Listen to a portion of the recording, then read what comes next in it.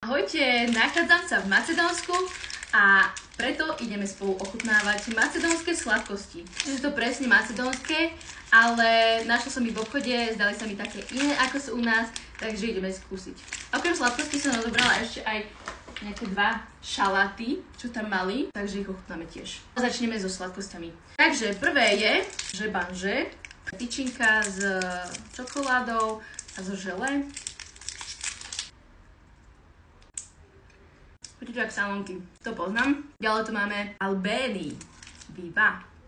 Príde skôr ako turecké, ale nevadí, kúpila som tu v Macedónsku. Je to niečo obalené v bielej čokoláde, čokoláda a karamel.